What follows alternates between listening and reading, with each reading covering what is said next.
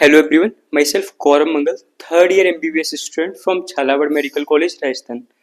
तो यार इस वीडियो में अपन देखने वाले हैं जिससे कि आपको पता है कि जो राजस्थान की जो राउंड टू की काउंसलिंग है उसका रिजल्ट अपना आ गया है। अब आपको राउंड टू की काउंसलिंग के बाद कैसे आपको प्रोसीड करना है, कैसे आपको अपने डॉक्यूमेंट सबमिशन करवाना है, फीस सबमिशन करवाना है, कैसे आपको एडमिशन लेना है, पूरा का पूरा प्रोसीजर अपन इस वीडियो में देखने वाले हैं। इस वीडियो को देखने के बाद आपको कोई भी वीडियो देखने की जरूरत नहीं पड़ेगी, ठीक है।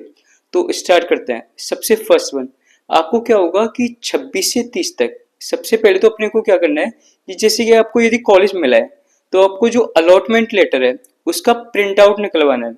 तो आप कभी भी 26, 27, 28 में जैसे कभी भी आप अलॉटमेंट लेटर का प्रिंट आउट निकलवा सकते हो। अब आपको उसकी 7 कॉपी निकलवानी है। अलॉटमेंट लेटर की आपके पास 7 कॉपियां होनी चाहिए। इसके अलावा जो मेंशन डॉक्यूमेंट हैं अपने जो भी हैं उनकी आपको हर एक डॉक्यूमेंट की दो दो कॉपी आपको निकलवानी है, ठीक है। और इसके साथ ही आपके पास ओरिजिनल डॉक्यूमेंट भी होनी चाहिए। मतलब क्या क्या होना चाहिए आपके पास, अलॉटमेंट लेटर, ओरिजिनल डॉक्यूमेंट और ओरिजिनल डॉक्यूमेंट के साथ सारे की सारी डॉक्यूमेंट्स की दो दो कॉपियां होनी चाहिए आपके पास। तो ये सारी की सारी चीजें होंगी ना, आपको एसएमएस में जाके, एसएमएस में होगा क्या, जो एकेडमिक ब्लॉक होगा वहाँ पे सबकी डेस्क लगी लगी होगी, सारे की सारे अलग अलग कॉलेजेस की। तो वहां पे आपको इन डॉक्यूमेंट्स को 26 से 30 के बीच में सबमिशन करवाना है। इसके साथ ही क्या होगा कि जो आपकी जो भी फीस है, लाइक आपको जो भी कॉलेज अलॉट हुआ है, गवर्नमेंट कॉलेज, प्राइवेट कॉलेज, उस कॉलेज की जो फीस होगी आपको क्या करवाना है, उस फीस को भी 26 से 30 के बीच में सबमिशन करवाना है। उस फीस का वो ऑनलाइन आपको सबमिट करवानी है, ठीक है। और फिर उस फीस के बाद जो भी आपको फी रिसिप्ट वगैरह होगी वो आपको वहां लेके जानी है, आपको आपके अलॉटेड कॉलेज वालों को वो देनी होगी आपको। अब होगा क्या, आपको एक दो चीज इसमें ध्यान रखनी है। जैसे कि मान लो आपको राउंड वन में कोई कॉलेज अलॉट हुआ था, आपने वो कॉलेज ले लिया, मतलब आपने वो फीस तो सबमिट करी होगी उस कॉलेज को। तो यदि आपकी जो फीस है अलॉटेड कॉलेज की राउंड वन में, अलॉटेड कॉलेज की फीस कम थी और राउंड टू में जो आपको कॉलेज अपग्रेड हुआ है उसकी फीस आपको ज्यादा है, तो जो उसका एक्स्ट्रा गैप आएगा ना, जो ज्यादा फीस होगी वो आपको सबमिट करवानी होगी, ठीक है, उन 26 से 30 के बीच में। लेकिन यदि आपकी राउंड वन में मिले कॉलेज की फीस ज्यादा थी, राउंड टू में मिले कॉलेज की फीस कम है, तो वो वाली फीस आपको रिफंड हो जाएगी। वो 48 आवर्स लिखे हुए हैं, तो उसी के अंदर आपको आरटीजीएस या नेफ्ट वगैरह से वो आपको रिफंड हो जाएगी, ठीक है।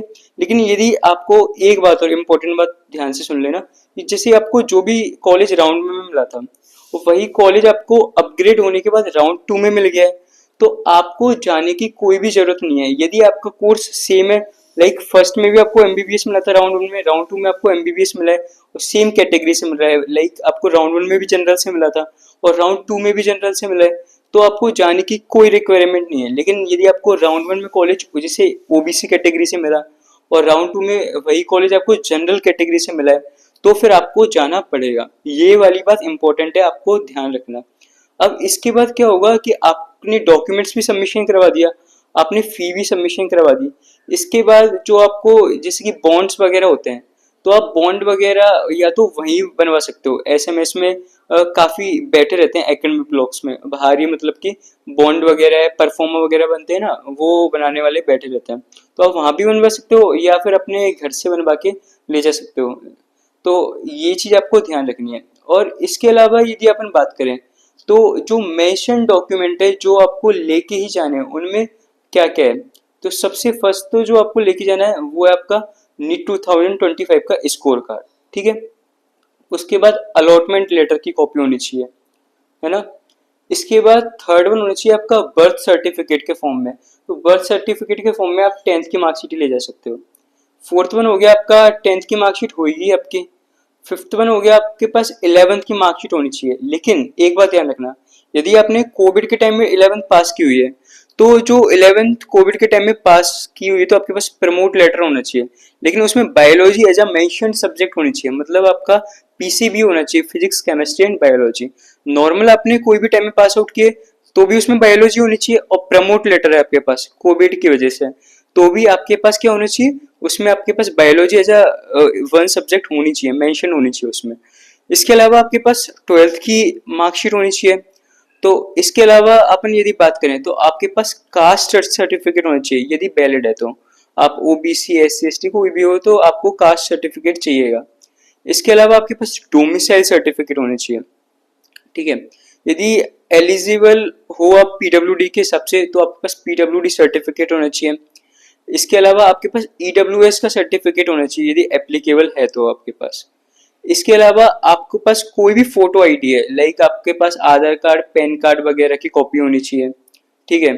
इसके अलावा आपके पास जो फोटोज हैं वो होनी चाहिए, पासपोर्ट साइज फोटो होनी चाहिए, 4 या 6 कॉपियां निकलवा लेना आप अपने हिसाब से।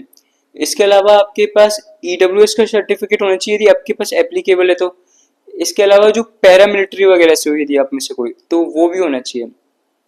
बाकी इसके अलावा जो चीज आपको ध्यान रखनी है वो है आपको परफॉर्मा वगैरह हो गया, आपका अंडरटेकिंग हो गया, वो सब आपको फिल करके लेके जानी है, ठीक है। तो ये होगी सारी की सारी इंफॉर्मेशन कैसे आपको राउंड 2 के बाद, राजस्थान की काउंसलिंग के राउंड 2 के बाद प्रोसीड करना है ना। आपको कैसे आपको डॉक्यूमेंट सबमिशन करवाना है, आपको फीस सबमिशन करवाना है, और कैसे आपको कौन कौन से डॉक्यूमेंट्स लेके जाने हैं। तो यदि आपको कोई भी डाउट हो ना वीडियो में, तो आप मुझसे कमेंट सेक्शन में पूछ सकते हो, मैं आपको आंसर करने की कोशिश करूंगा। एंड यार वीडियो अच्छी लगी हो तो लाइक एंड सब्सक्राइब जरूर कर देना। Thank you everyone.